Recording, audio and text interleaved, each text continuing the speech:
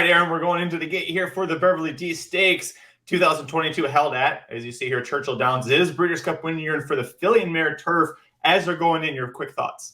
Well, I picked the number 2 Family Way, and I was watching Saratoga / Churchill Downs live, and Tom Amos said the 2 looked really bad on the track. So that's not good. So we'll see. We'll see if Rozier can bounce back. He said he looked great on the track, but has not looked great in races. And there we go. The Aidan O'Brien horse broke poorly on the outside. Yeah, I know the 3-year-old Lily Pond. Aidan has won this race twice before with 3-year-olds, but I don't know. That wasn't a great start for her. Dalika's going to lead. Now, Dalika, her last time out, our big question was how much would she press the pace? And it turns out not at all. Now she's going to set the pace with a different jockey aboard. Yeah, I thought this would happen. I thought she'd get out to the front, and I did think Princess Grace would sit right there in second. Not a ton of surprises as we hit the first turn here. I thought Family Way would be right there in third. I really didn't know about the O'Brien runner, and, I think Rozier, you kind of figured, would be last. That's kind of where she likes to sit. So, Dalika, short field, longest shot on the board, and we're out on a lead by about 3 lengths. So if you bet Dalika, you're pretty excited, I would say, at this moment. Yeah, there's nothing wrong with where the horse is sitting for her. We didn't really get a chance to talk about it. Her price made her. It was hard to play her at too short of a price, but maybe 8-5 was a good spot. Family Way, what do you think? I mean, I don't know about any of them right now, right? It's pretty wide open. They're all running about where you thought. Now we're going to get to asking. Family Way looked like she's moving a little bit now. Princess Grace is moving up there too.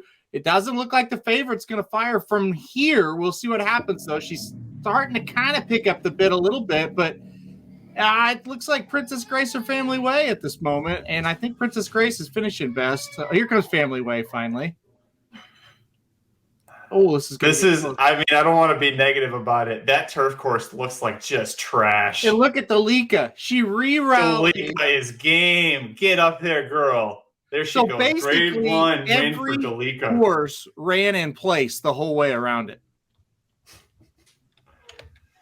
It looked to me like Dalika was done. Princess Grace, I'll have to watch it back. I thought the horse got like a half length ahead. And then Dalika re-rallies. Yeah, a little tough to see from that position. And I'll be honest, I kept watching just how gross that turf course looks for this race.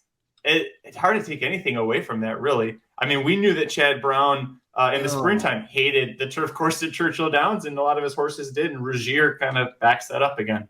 Boy, I'm watching this stretch ride now. Now we are, I guess I should say, and they are kicking shit up. That does not look good to me.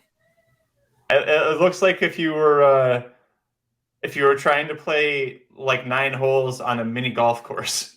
But like with real golf balls and everything, that's what that kind of. I can't believe the divots that are coming up. This looks like you would see when a turf course is extremely wet and soft, and they just can't help but throw divots. But holy cow, that was nuts watching that back. I was watching the horses, not the track. You were watching the track, and boy, were you right, and I was wrong because, like I said, Princess Grace looked like she was going to go right by, and then Dalika re-rallies on her here. That was just a war of attrition. It seemed like down the stretch, right? I mean.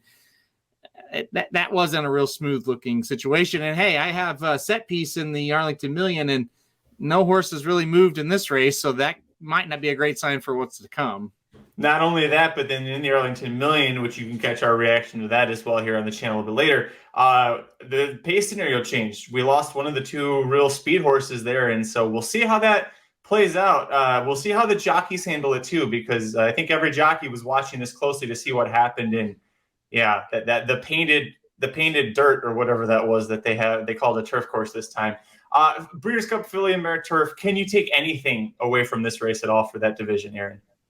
Well, this is a horse, Dalika, that had been facing some good ones and not really running all that well. I don't want to be negative towards her after she just won this big race, and I think it was a really good job by Alistal Lucinda here and get her a spot. But no, I don't think any of these horses are that kind, right? You're talking about a horse that got beat by 10 lengths in the Diana last time out. I think those are the ones that you're going to look at when it comes to the Filly and Mare Turf. And when it comes to, coming out of this race, I mean, you close the door on all of them maybe, but the winner, I guess, right? Yeah. I don't know. I think you cash out if you had stock in Dalika. I think you cash out on her here. I think this is because now you're going to see a grade 1 win on her form, and she was 7-1 here.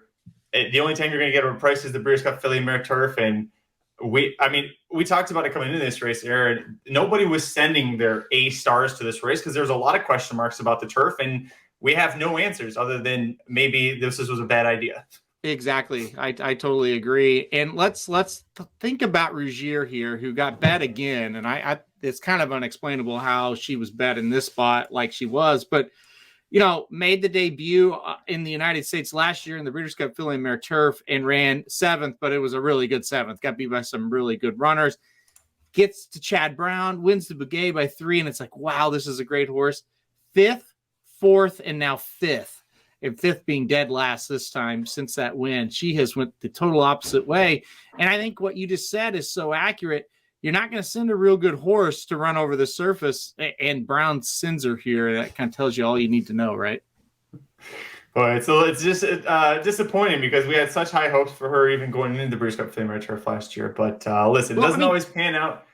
She was 3-5, 2 races back in a grade 1 race in the New York.